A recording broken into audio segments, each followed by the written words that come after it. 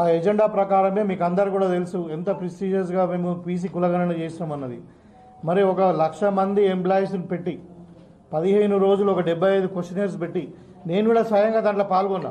ఒక్కొక్క ఇళ్ళకు half an hour చొప్పున సర్వే చేసి రోజు ఒక 8 నుండి 10 ఇండ్లు మాత్రమే సర్వే చేయించి 15 రోజుల్లో ఒక సైంటిఫిక్గా మొత్తం స్టడీ చేసి కులగణన అంటే ఒక కులం గురించే కాదు, అది వాళ్ళ ఆర్థిక స్థితులు, వాళ్ళ అంటే ఎడ్యుకేషన్ ఎంత ఉంది, వాళ్ళ ఎకనామిక్ పరిస్థితి ఏంది, వాళ్ళ సోషల్ స్టేటస్ ఏంది, ఇవన్నీ కూడా ఒక సమగ్రమైనటువంటి సర్వే చేసి మేము దాంట్లో స్ట్రాటజీస్ ఇస్తే 56% బీసీ లెక్కలు వెళ్ళినాయి. దాని ప్రకారం 42% బీసీ రిజర్వేషన్ ఇస్తామని చెప్పినాం.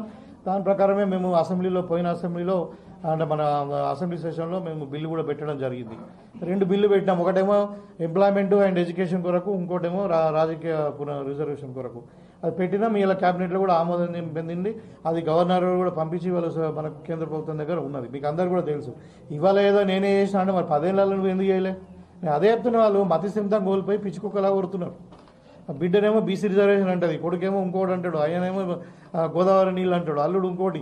అరే మీరే ఉన్నారు కదా, మీరే సంతకాలు పెట్టొచ్చిర్రు, మీరే చేసిరు కదా. ఇలా ప్రజలు విసుక్కుంటున్నారు. వాళ్ళ ముఖాలు చూస్తేనే వీళ్ళు దొంగలైనా చూస్తున్నారు. ఈ రిజర్వేషన్ 42% ఇవ్వడము, బీసీ కులగణన చేయడం అనేది కాంగ్రెస్ పార్టీ యొక్క పేటెంట్. అది మనం భారతదేశంలో మరి 29 రాష్ట్రాలలో ఇది మొట్టమొదటి రాష్ట్రం. రాహుల్ గాంధీ గారి సూచన మేరకు రేవంత్ రెడ్డి గారి ఆధ్వర్యంలో జరిగింది. ఇవాళ దీన్ని ఇన్స్పైర్గా తీసుకొని మేము ఒక రోల్ మోడల్గా నిలిచినాం ఇవాళ కంట్రీలో. ఇవాళ బీజేపీ సెంట్రల్ ప్రభుత్వం కూడా ఇవాళ బీసీ కులగణన చేస్తామని చెప్పి తీర్మానం చేస్తుంది.